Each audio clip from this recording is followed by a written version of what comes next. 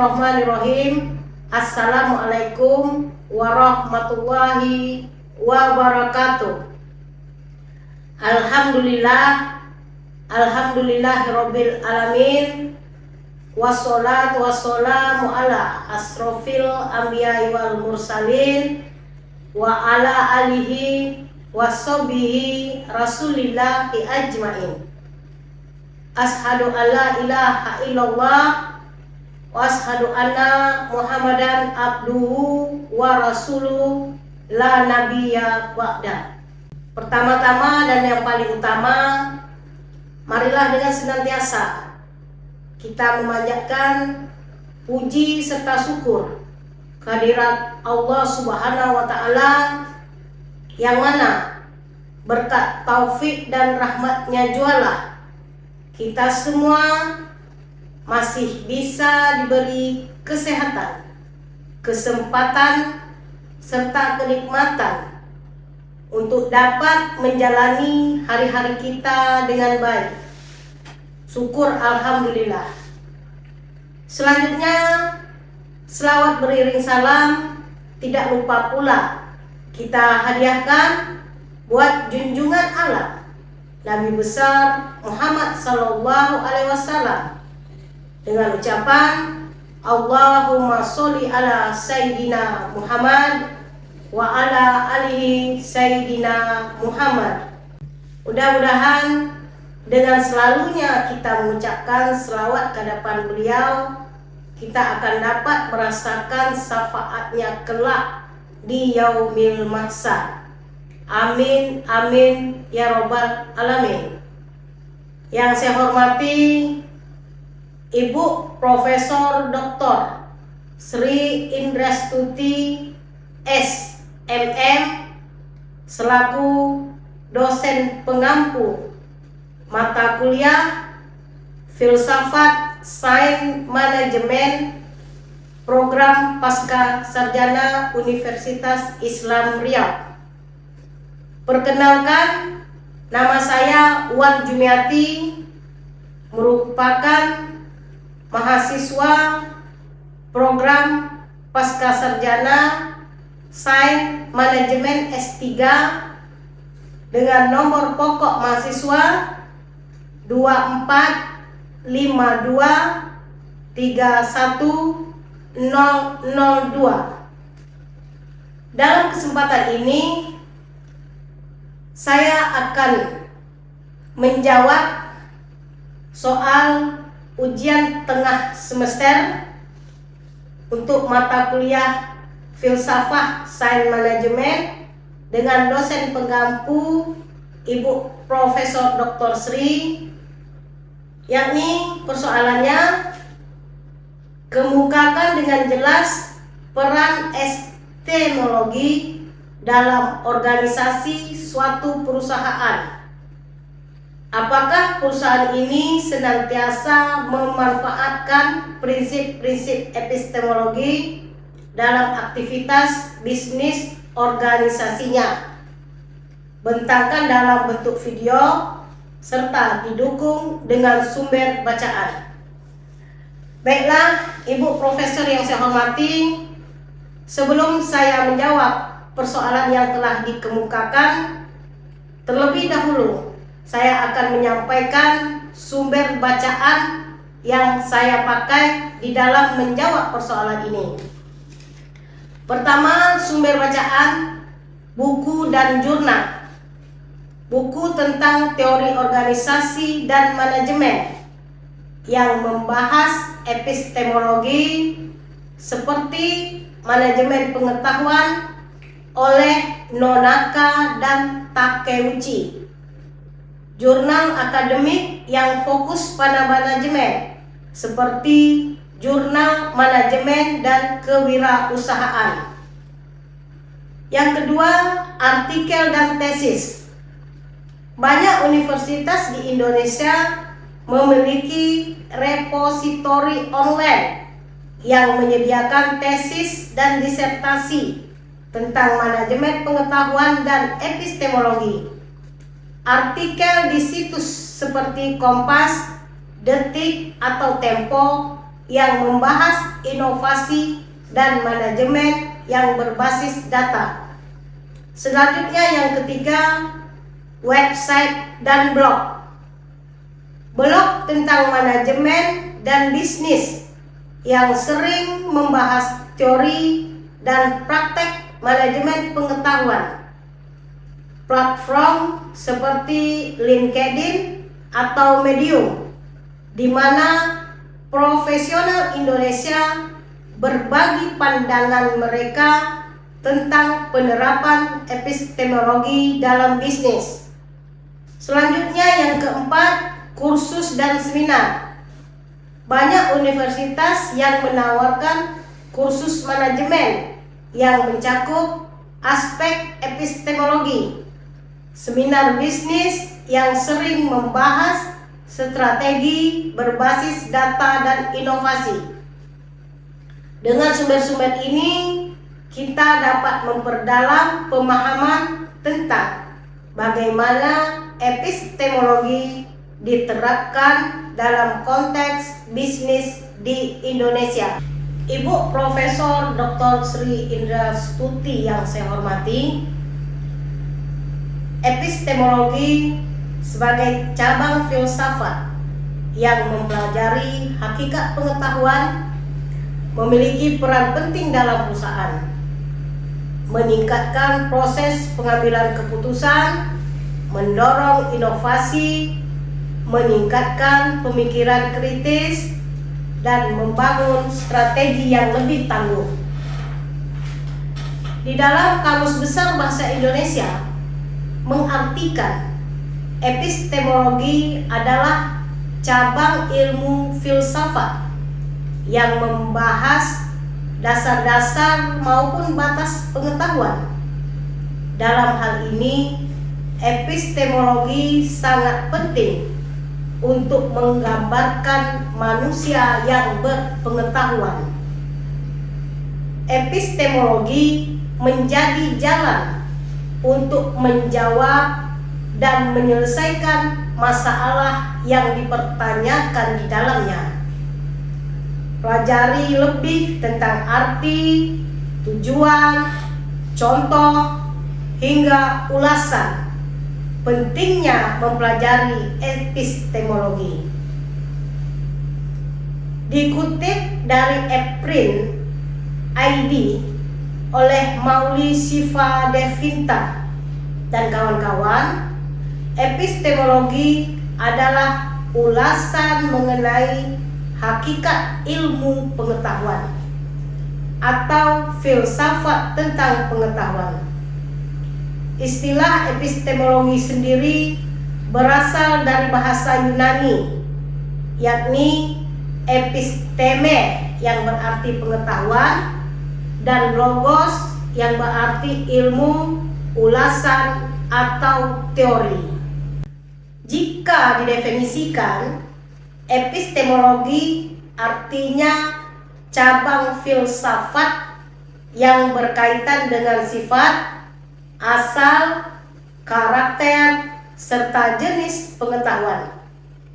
Masalah utama dalam epistemologi yaitu bagaimana cara memperoleh pengetahuan. Kesimpulan singkatnya, epistemologi merupakan sesuatu yang membahas secara mendalam mengenai proses dalam usaha manusia untuk memperoleh ilmu seperti sumber, struktur, macam metode, dan validitas pengetahuan. Cara kerjanya epistemologi ini sejatinya sering memulai spekulasi dengan berasumsi bahwa mereka mengetahui banyak hal. Mengutip e-book bertajuk Epistemologi dalam Filsafat oleh Daniel Russat, seperti kebanyakan orang, ketika asumsi tersebut direnungkan oleh mereka akan menemukan pengetahuan itu tidak sebenar dan seakurat daripada yang disadari. Ibu profesor yang saya hormati, seseorang akan berpikir bahwa keyakinan mereka yang paling kuat ternyata meragukan. Dalam kondisi ini, keraguan semacam tersebut muncul dari anomali-anomali tertentu dalam pengalaman orang tentang dunia. Dua anomali yang ada disebut oleh Martinez sebagai dua problematika epistemologi, di mana secara alamiah kedua anomali itu mengilustrasikan bagaimana manusia mempertanyakan klaim umum atas pengetahuan yang ada di atas dunia ini. Sebenarnya, seseorang baru bisa dikatakan berpengetahuan jika ia telah sanggup menjawab pertanyaan demi pertanyaan epistemologi.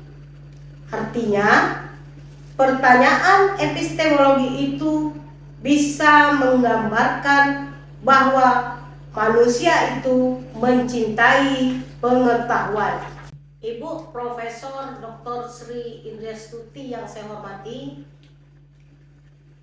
dalam kesempatan ini saya juga mengemukakan bahwa dikutip dari e-book yang bertajuk Pemikiran Epistemologi oleh Sheikh M. Naqib Al-Atas dan Fridtjof Suon oleh Dinar Dewi Kania, epistemologi bertujuan untuk menganalisa proses mendapatkan ilmu. Oleh sebab itu, langkah awal yaitu dengan mengetahui di mana proses tersebut dimulai dan kapan harus berakhir. Jika dirangkum, tujuan dari epistemologi adalah sebagai berikut: menganalisis sesuatu hal untuk memperoleh ilmu, menggambarkan ciri-ciri tertentu dunia secara akurat, mengkategorikan isi pemikiran manusia, menentukan jenis mental apa dalam manusia. Alasan epistemologi harus dipelajari ialah, menurut Pranaka 1987 yang dikutip dalam e-book Filsafat Ilmu Rujukan bagi para calon cendekiawan oleh Fuad Abdul Hamid dan kawan-kawan, berikut adalah alasan mengapa epistemologi harus dipelajari. Pertama, adanya perimbangan strategis suatu ilmu. Alasan mengapa epistemologi harus dipelajari: adanya pertimbangan strategis. Pasalnya, ilmu pengetahuan dan teknologi menjadi unsur dominan dalam era sekarang ini di zaman modern. Yang kedua, berkaitan dengan ontologis dan aksiologis. Pentingnya epistemologi adalah karena asumsi ilmu pengetahuannya berkaitan dengan asumsi ontologis, hakikat realita, dan aksiologis, nilai dan prinsip dalam kehidupan yang biasanya tersembunyi. Asumsi-asumsi tersebut akan mempengaruhi pandangan manusia tentang realitas yang ada, mulai dari pandangan religius atau nilai-nilai yang tidak dinyatakan secara eksplisit. Ketiga, membantu manusia memahami berbagai bentuk pengetahuan. Alasan lain mengapa epistemologi harus dipelajari adalah karena epistemologi membantu manusia memahami berbagai bentuk pengetahuan, kekuatan, serta keterbatasannya. Berdasarkan pertimbangan edukatif dan pendidikan, epistemologi juga berperan dalam membantu membentuk pemahaman yang lebih holistik dalam menghadapi kehidupan dan menyelesaikan berbagai masalah yang ada. Ibu Profesor Sri yang saya hormati, disebutkan dalam e-paper situs ID Script.com yang diunggah oleh Hurul Imamatul. Contoh epistemologi adalah tentang bagaimana proses dan cara kita mendapatkan ilmu pengetahuan. Misalnya termometer.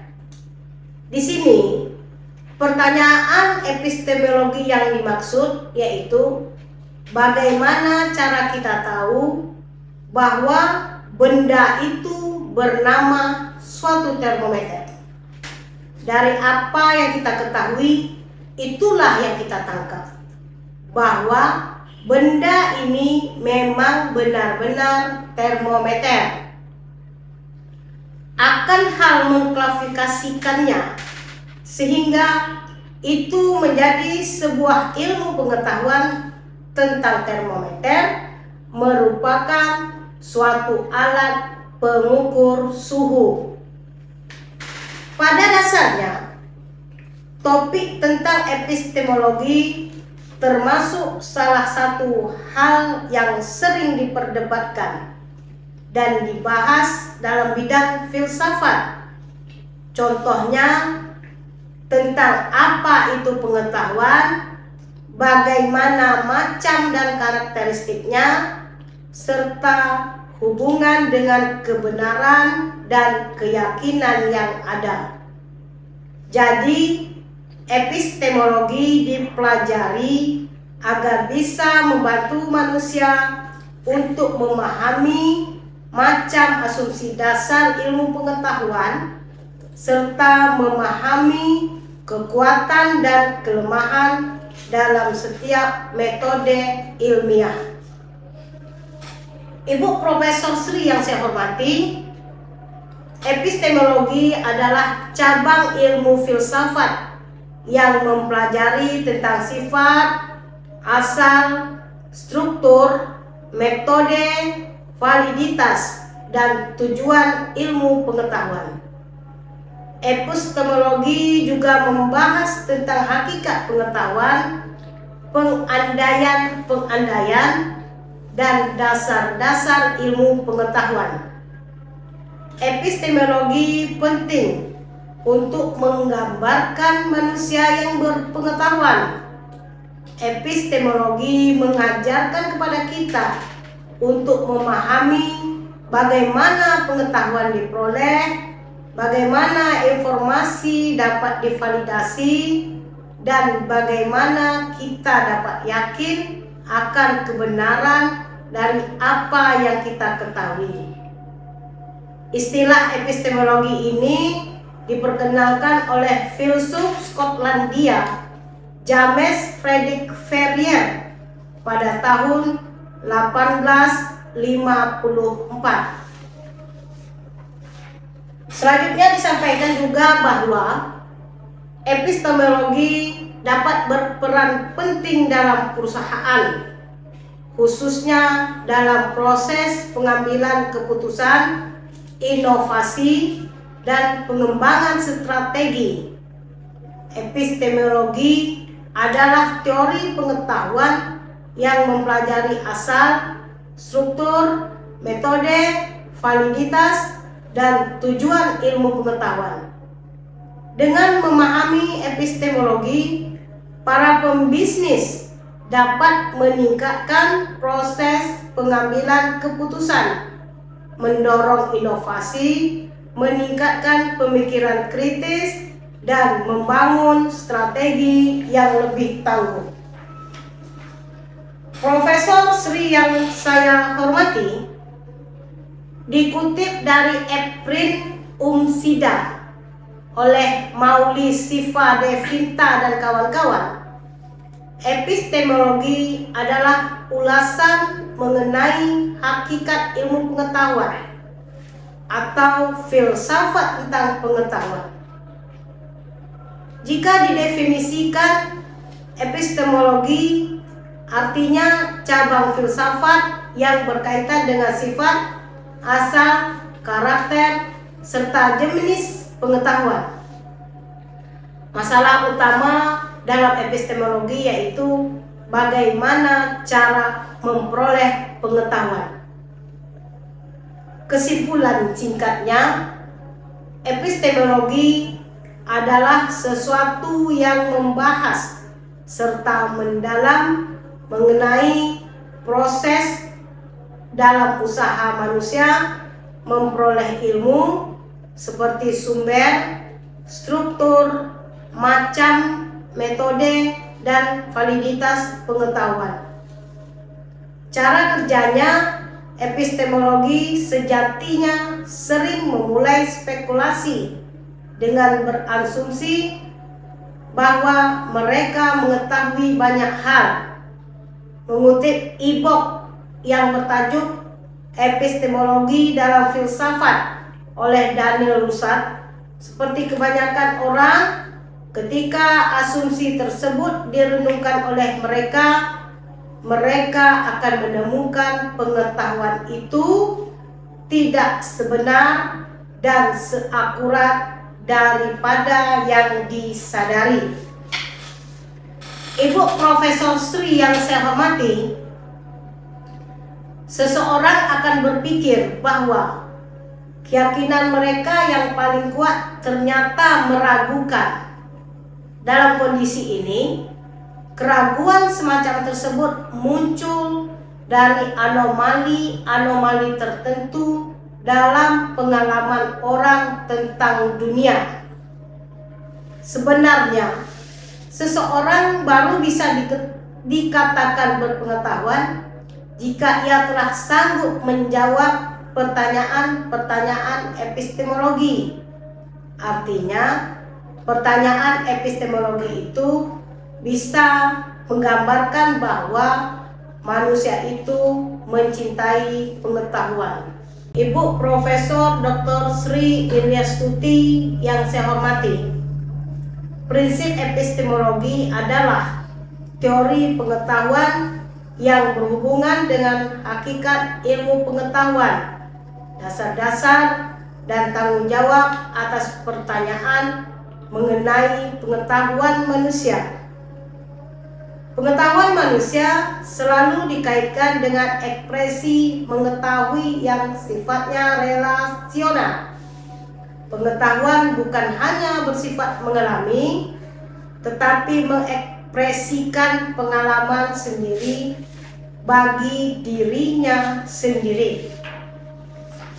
Epistemologi adalah cabang ilmu filsafat yang membahas tentang pengetahuan dasar dan batas ilmu pengetahuan. Epistemologi memiliki banyak manfaat, di antaranya mengembangkan berpikir kritis. Epistemologi dapat membantu seseorang menjadi pembelajar yang lebih kritis, memahami dasar-dasar pengetahuan, dan menilai informasi yang lebih bijak.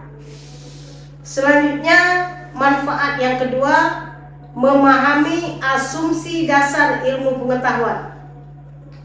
Epistemologi dapat membantu seseorang memahami asumsi dasar ilmu pengetahuan serta kekuatan dan kelemahan dalam setiap metode ilmiah. Selanjutnya, memahami proses dan metode ilmu pengetahuan. Epistemologi dapat membantu menjelaskan proses dan metode yang digunakan dalam ilmu pengetahuan untuk mengumpulkan data dan membuat kesimpulan. Seterusnya, penting dalam pendidikan. Epistemologi penting dalam pendidikan karena pengetahuan merupakan salah satu unsur dasar dalam pengembangan pandangan hidup, sikap hidup, dan keterampilan hidup peserta didik. Yang terakhir, pentingnya dalam kehidupan sehari-hari. Epistemologi merupakan pengetahuan yang secara strategis penting bagi hidup manusia. Ibu Profesor Sri yang saya hormati, selanjutnya akan saya sampaikan bahwa epistemologi memainkan peran penting dalam organisasi perusahaan dengan mempengaruhi cara perusahaan mengumpulkan, menganalisis, dan menerapkan pengetahuan dalam proses pengambilan keputusan. Berikutnya saya sampaikan beberapa peran penting epistemologi dalam konteks perusahaan. Yang pertama, dasar pengambilan keputusan. Epistemologi membantu perusahaan memahami sumber pengetahuan yang mereka gunakan dalam pengambilan keputusan. Ini mencakup pengakuan bahwa data empiris, pengalaman dan observasi, dan penalaran logis atau rasionalisme dapat berkontribusi secara signifikan terhadap proses tersebut. Kedua, pengembangan strategi. Perusahaan menggunakan epistemologi untuk merumuskan strategi. Misalnya, data pasar dan analisis kompetitor atau empiris dapat dipadukan dengan teori bisnis atau rasional untuk membangun strategi yang lebih solid. Ketiga, inovasi dan R&D. Epistemologi membantu dalam riset pengembangan dengan mengandalkan pengetahuan yang teruji dan eksperimen. Perusahaan dapat menciptakan produk baru atau meningkatkan proses yang ada. Keempat, pembelajaran organisasi. Prinsip epistemologi mendukung budaya pembelajaran dalam organisasi. Perusahaan yang mendorong eksplorasi pengetahuan baru, baik melalui pengalaman praktis maupun studi, lebih mampu beradaptasi dengan perubahan lingkungan bisnis. Yang kelima, evaluasi kinerja. Melalui pengumpulan dan analisis data kinerja, perusahaan dapat menilai efektivitas strategi dan membuat penyesuaian yang diperlukan berdasarkan bukti yang ada. Ibu Profesor Dr. Sri Indrastuti SMM yang saya hormati, pertanyaan berikutnya, apakah perusahaan senantiasa memanfaatkan prinsip-prinsip epistemologi? Di sini saya akan mencoba menjawab bahwa banyak perusahaan, terutama yang berorientasi pada data seperti Amazon dan Google, secara konsisten memanfaatkan prinsip-prinsip epistemologi dalam aktivitas bisnis mereka. Namun, tidak semua perusahaan melakukan dengan cara yang sama. Beberapa mungkin lebih condong kepada intuisi manajerial atau pengalaman tanpa mengandalkan data. Pada kesempatan ini, berdasarkan uraian-uraian yang telah saya sampaikan di atas, saya dapat menarik kesimpulan bahwa penggunaan prinsip-prinsip epistemologi dalam aktivitas bisnis sangat penting untuk mencapai keputusan yang informatif dan strategi yang efektif. Perusahaan yang berhasil adalah mereka yang mampu mengintegrasikan berbagai pendekatan epistemologis dalam kultur organisasi mereka, sehingga menciptakan lingkungan yang mendorong inovasi, efisiensi, dan responsivitas terhadap perubahan pasar. Ibu Profesor yang saya hormati, saya rasa hanya sampai di sini pembuatan video saya terhadap tugas-tugas yang telah diberikan. Saya sangat menyadari bahwa jawaban saya jauh dari sempurna. Untuk itu, saya sangat membutuhkan bimbingan dari Ibu Profesor supaya saya mampu lebih jauh lagi dan lebih maksimal lagi dalam menjawab pertanyaan dalam UTS ini. Saya menyadari bahwa hal-hal yang benar itu datangnya hanya dari Allah, dan yang salah itu berasal dari diri saya sendiri. Akhirnya saya mengucapkan terima kasih atas segala perhatian dan mohon maaf atas segala kekurangan. Saya tutup dan saya akhiri dengan wabillahi taufik wal hidayah. Wassalamualaikum warahmatullahi wabarakatuh. Terima kasih.